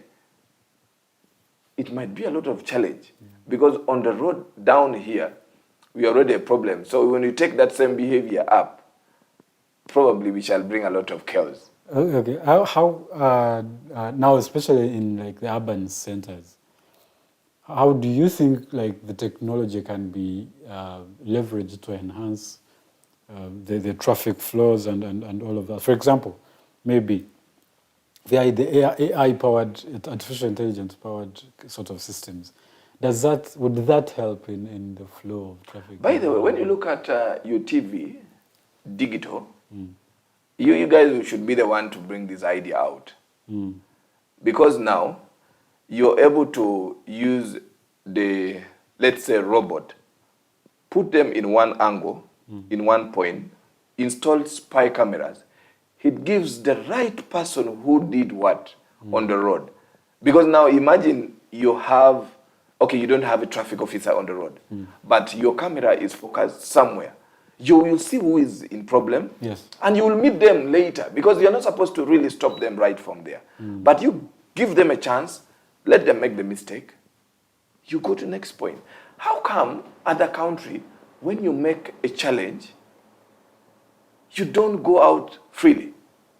The message come to your phone and say, you've overtaken someone at like this. And this is the cost you have to pay for. That means they start regulating right from how you buy it. So a motorcycle, which has the number plate, and it is attached to it, you maybe passed badly, or maybe you did what? The taxing has to come into your phone. And in 1 month, if you have not paid, they will say you park that motorcycle first. Because you have not what? You have not paid. You have not paid. And you keep violating. By the way, it is something which is, we should think about it. Should think about that. So easily. And by the way, it can be a very big project for someone. It happens in Rwanda here. They don't stop you if you overtake if you must. Yes. But when you do, the message pops up. You have this much for reasons you have overtaken in a wrong place, or you have oversped in a space that you should have driven at a particular speed. So for that matter, you're going to pay this amount. And I think it's an initiative that would actually help us. Because even here, when you look at, and maybe regulate the people who feel like they have more right of way, or they have more faster things to do than everyone else. So that generally, maybe, that's a good idea, I think. Yeah, and I even want to empower you guys to do something about it, because it will really give you guys the distinct that people want to see in road safety. Because you guys, when you put your spy camera and you help the police even to see who is this person was riding, the only problem is data in Uganda is not available. Yes. And we don't take data as the most important thing. As an important thing, yeah. That's very Rwanda is not far away from Uganda. How did Rwanda get there? When I was at school, I used to study Rwanda as a bad example somewhere. But it has changed. The only example you give to Rwanda now currently, now you refer to it. You refer as a good thing. Rwanda used to have something that it's not easy. You see, Rwanda used to have so many things that if you had to start saying, you even get ashamed. But it's no longer there. How did they reach that point? They were deliberate, I would say. We are also moving, by the way. But I hopefully we don't relax on the way. Are we still moving, or have we relaxed already? We are still moving on. We are still moving. We have not relaxed yet. Because now you see, if you are trying to put on digital testing also, that we can test right away from your phone, you can do your testing, or you can even book your testing on which date you even have, and you get to know who's going to test you. That is a big achievement from the inspectorate of the vehicles. That is a very big achievement. Yeah. So when we move in that point, we shall reach the point of the Rwanda, where people are going to be regulated before you buy a vehicle. It's attached in your name. If you're going to sell your vehicle, it should take the same hour you're spending money to change it also, that from such and such an hour, it is no longer in my name, it is on these names, and everything changes like that. Then we are going to manage these things there. People will at least understand what we are trying to talk. Right. There's some number of questions. Thank you, ladies and gentlemen, for joining us and for being a part of this conversation. So I'm going to read some of them. This one says, please ask the guest, is there an age limit for one to learn driving or even to stop driving? Me, I used some taxi whose driver was around 80 years amaso ge gavamu na amaziga. Nenga atutwala chiyumba nagwa. Atutwala chiyumba nagwa. Is there age limit for driving to start and the end? Yes. We 18 years is to get your driving license. It's the beginning, the minimum Yes. age someone should have. Yes, but when you reach 55, you go back for testing again before you give a license. Currently, it cannot work. I think that person might not have a driving license just because he is maybe it's known in that road. That is why he's driving. No, this one is asking because he had been in a taxi where the driver was 80 years old. Yeah. So he's asking, is that age supposed to And be yes, driving? age is one of the things that we are considering currently too much. So if you're currently, even in Uganda, if you're 55 years old, you cannot renew your license. They cannot now give you another license to continue driving. At 55? Yeah, at 55. So what is... So when we go to 60, someone should... Okay, at 55, if you prove that you can still have a very good visual, you can see still very well, you're still fit, they can consider you. But when it reaches 60, 65, now that one is totally no. They can't renew. They cannot renew it for you now. So it's a new development that's starting up because sometimes I can see the 80-year-olds cruising around. You might see someone still driving, but they are proven that they still can conform the conditions. Oh, so it's not entirely that you cannot drive beyond this age. No. It's that you must prove that you can. Yes. You still have the capacity to beyond the age of 55 to 60, 65. That point now, when you're going to renew your license, they ask a lot of questions to you, including checks in your eyes, checks in your body systems. So the person who was maybe driving a taxi at 80 years, I don't know how he got to know that this person was 80 years. No, but, by assumption, I think. Yes, but at least our elders now, when you're going to renew your license, you cannot now renew it because of simple reasoning like that. So if someone is really still having the license, it means they had the license, which is when it expires, he cannot renew it.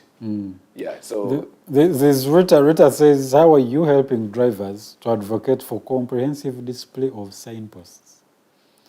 For example, in Kampala, there are one-ways with no signs that they are, and it is hard for people who are not aware, but again, authorities arrest drivers who violate the alleged road usage.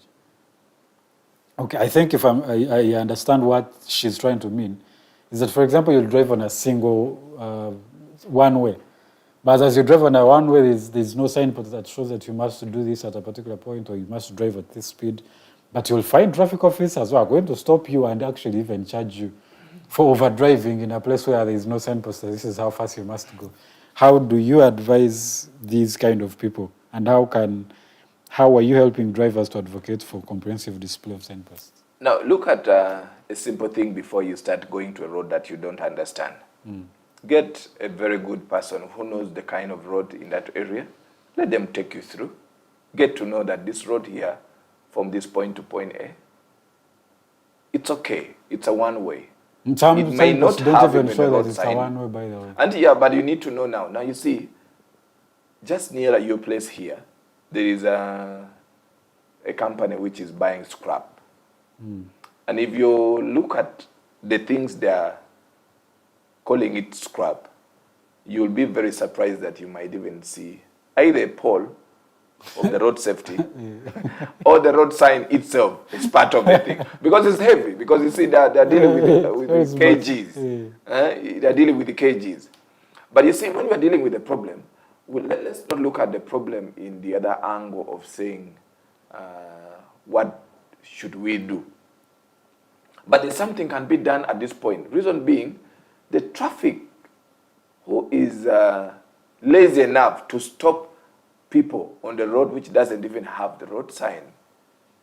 That is why now you're going to have a slogan that anything is possible. Yeah, anything is possible.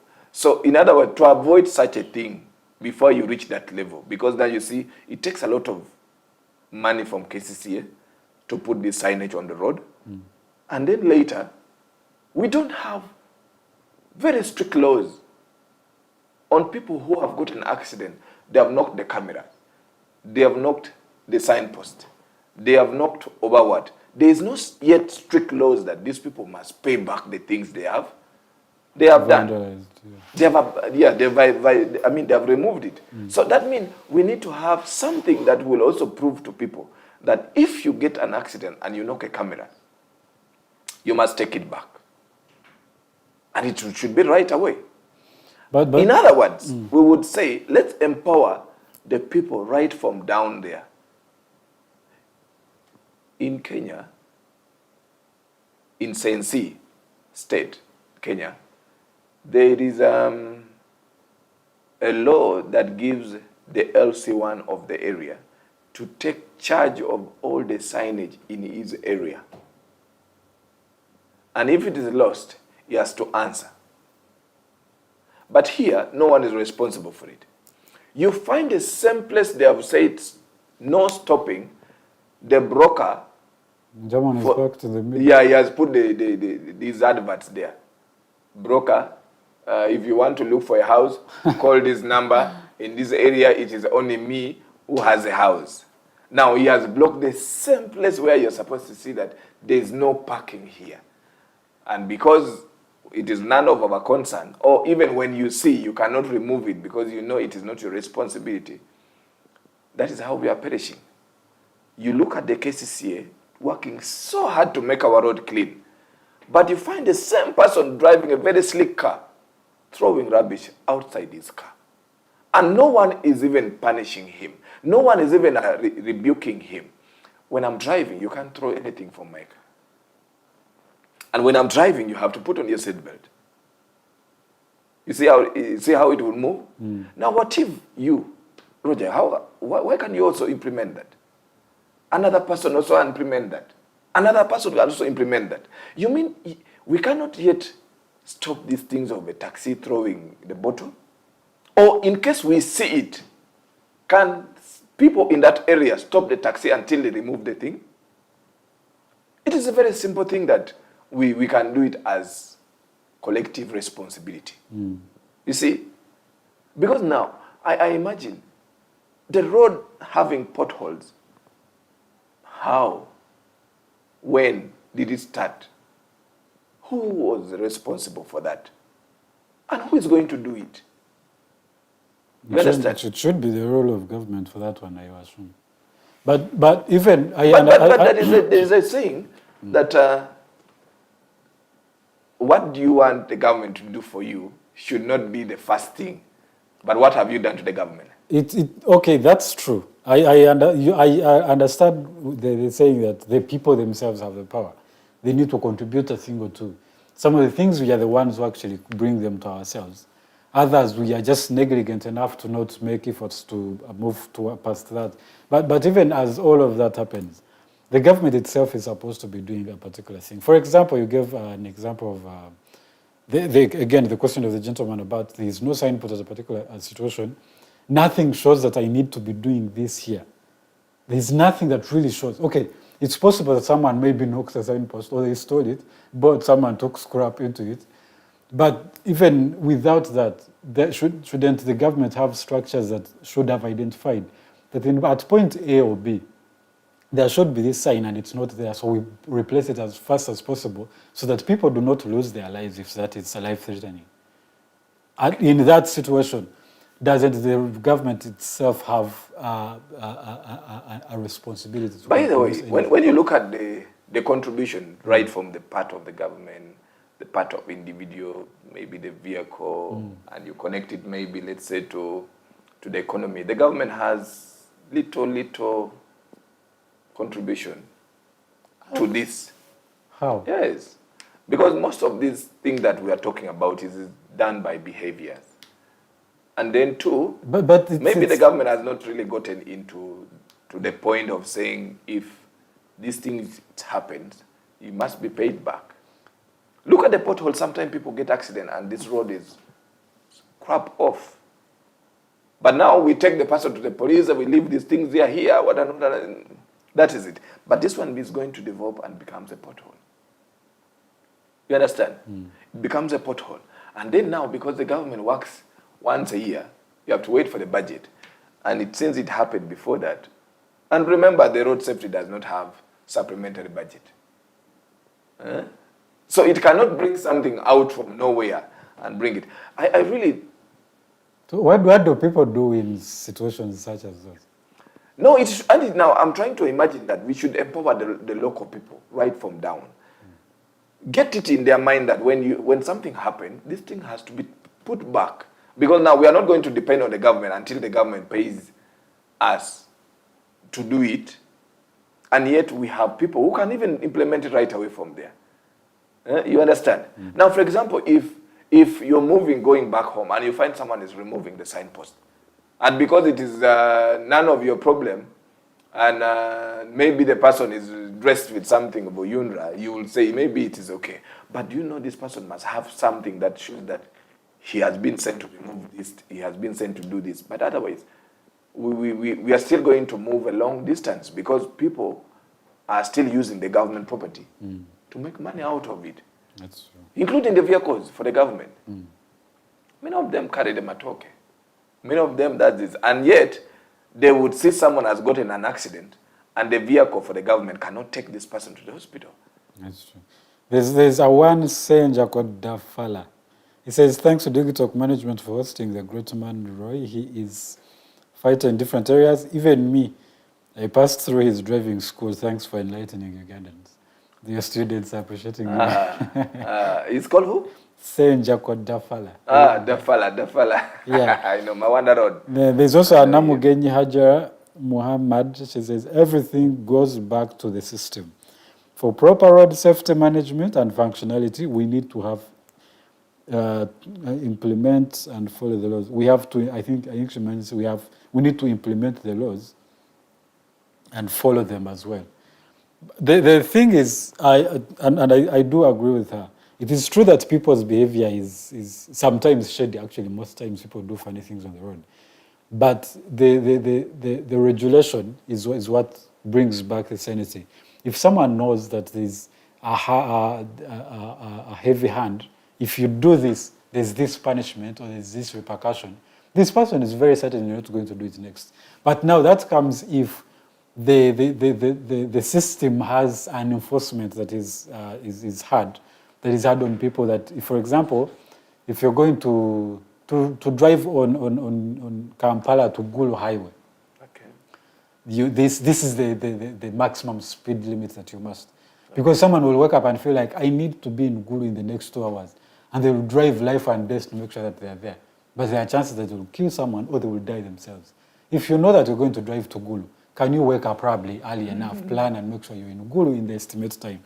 So if the enforcement is there, for example, along the Gulu Highway, that you can't drive past this kind of speed limit, maybe that would reduce on how many people lose their lives, even if we have poor conditions in road.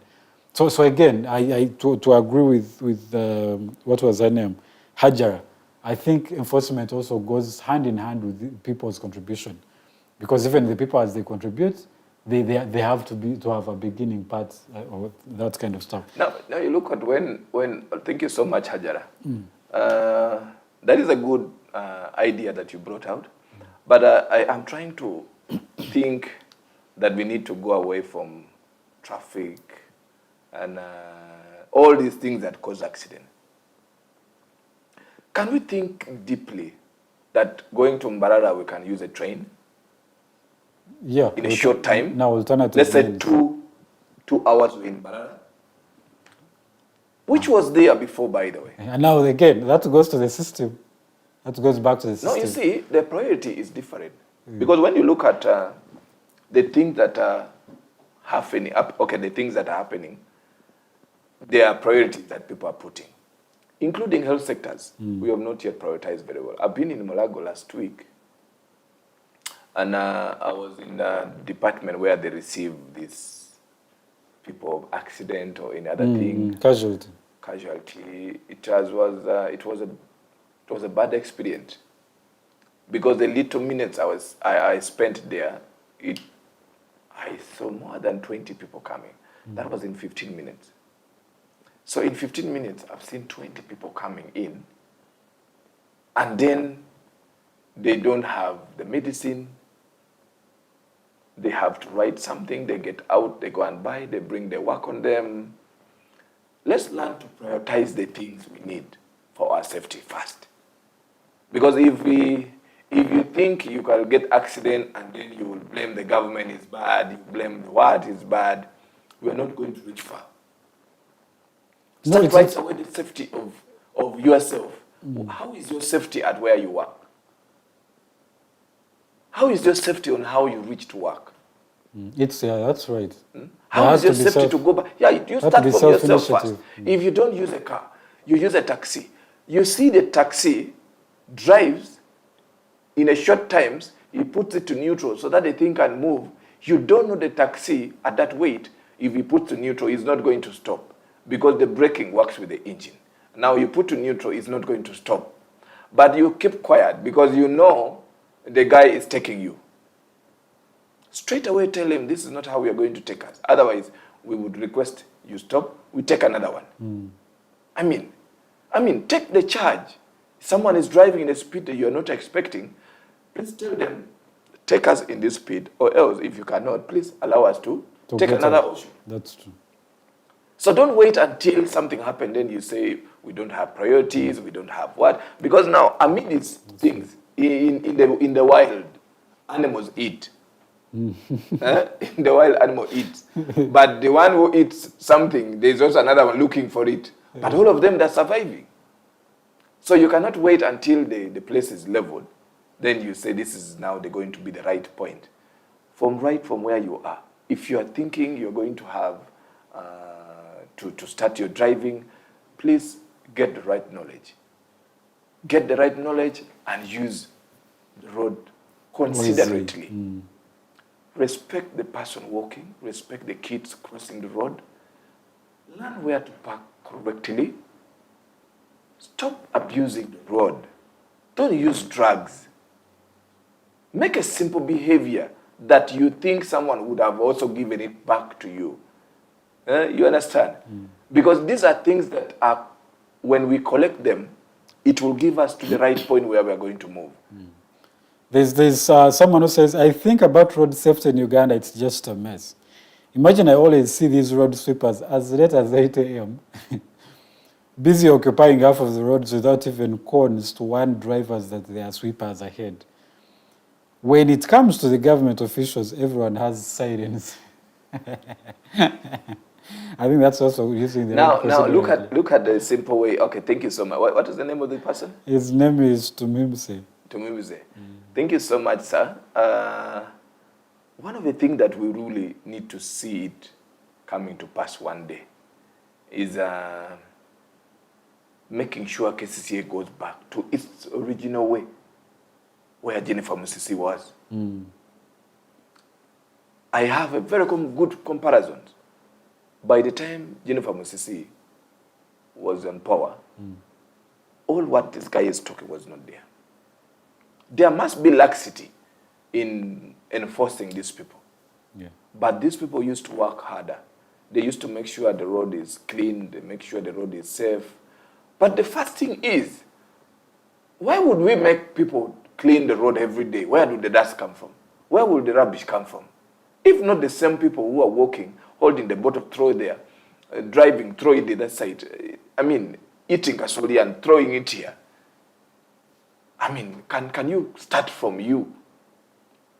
Can we keep someone to keep one road? Let me just give a very simple example. Can we have 4 people to man Yusuf Lule? They keep the patrolling there. You cannot throw anything there. I don't think they're going to sweep that place again. Namugenyi Hajar Muhammad again says, we already have good laws in place and the good options regarding the road safety management. But the will to implement and corruption have soiled everything, the mindset of the citizens. I think I do agree with Hajara. It is true that we do have some sort of lapses even in the system and administration of these things. But also a good amount of that goes back to the people, as you were saying. That if it's me and you and your neighbor and every other person who are using the road. No one comes from heaven to use this. So our behavior, again, like you were saying, is what determines how good something is or not. But also I think it's important that the government also needs to support all of these initiatives, implement the laws that we have. Otherwise, everyone is going to be doing whatever they feel like because everyone wants convenience. Before you know it, everyone has a siren and they want the right of way.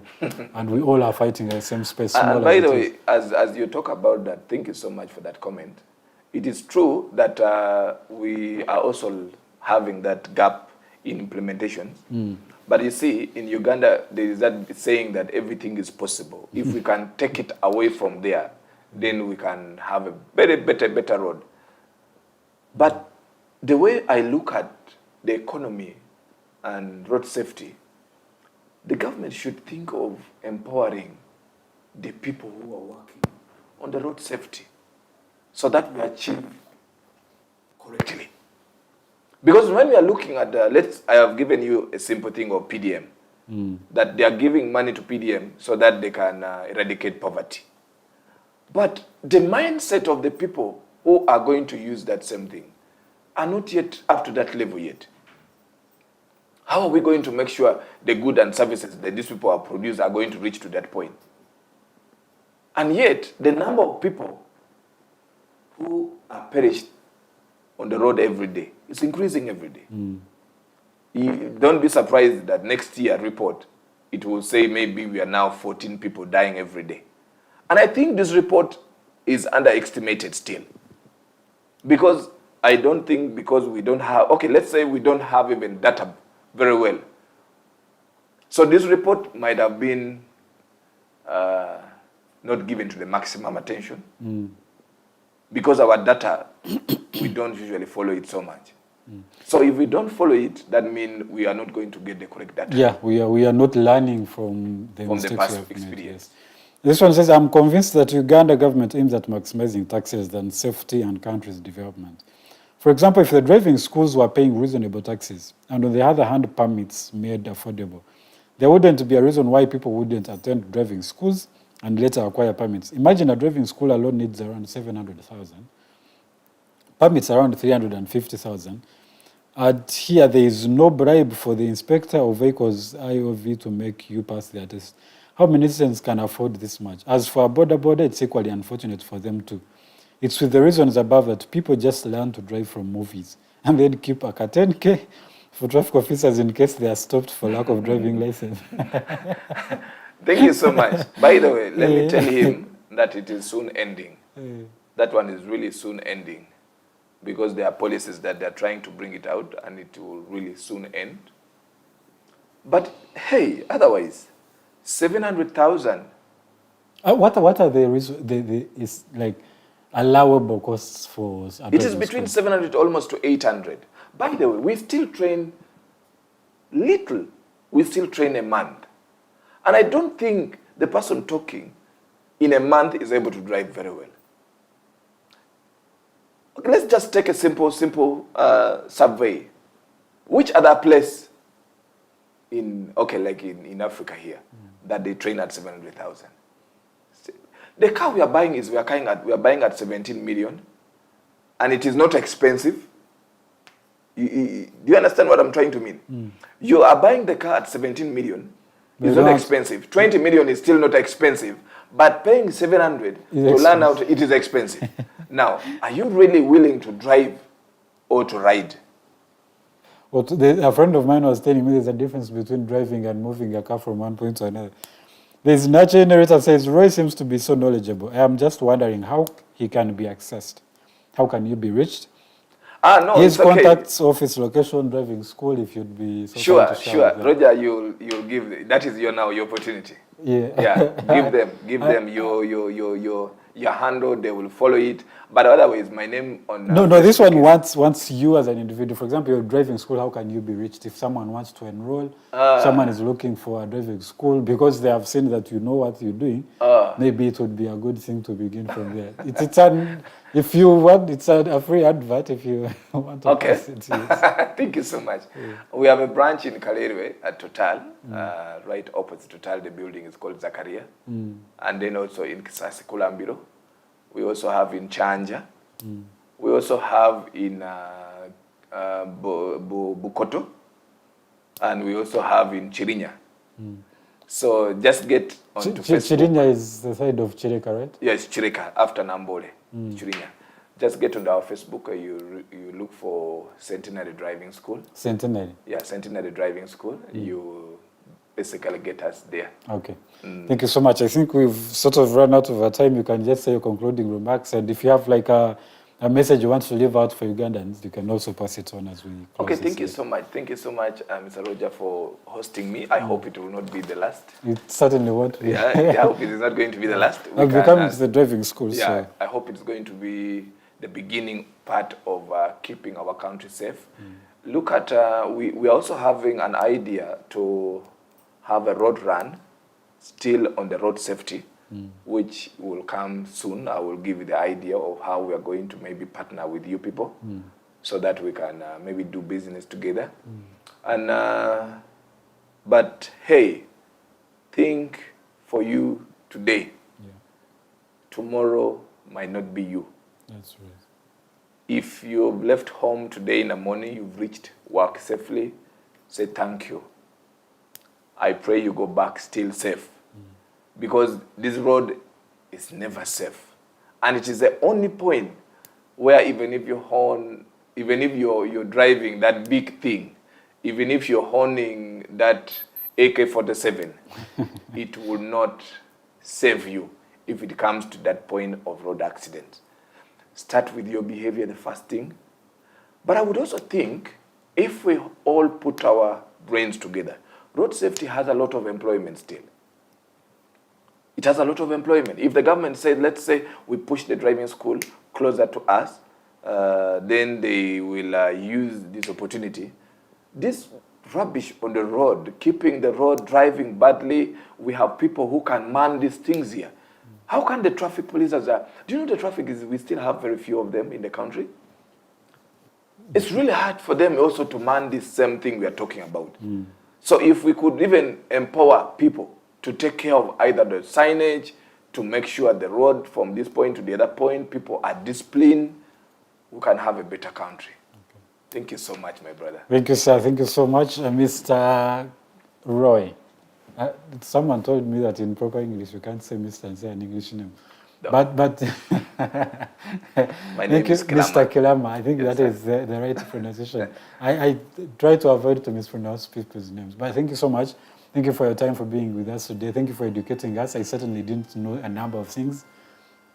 And an aspiring driver, one who's certainly going to own a car at one point, I think it's important that this knowledge, people do get it. So when you get to the road, use it responsibly. You're not the only person who is entitled to reach where you're going the fastest. As much as you want to get at your workplace at 8 a.m. and you've woken up at 7:30 meanwhile, another person is also striving to get there. So if you want to do a certain thing, be considerate of how the other people are also using it. And I also think one of the other ideas I like about what he said is that if you're going to buy a car, you should have a driving permit. So as people know that the person they are giving a car is sober enough to drive on the road. And people should also stop complaining. Of the 700,000, it is little. And yet you're buying 20 million. That's interesting. Ladies and gentlemen, thank you so much for being with us. Thank you. It has been an honor and a pleasure to have you here today. And I hope we can keep learning again in the future. Ladies and gentlemen, have yourselves a very good morning.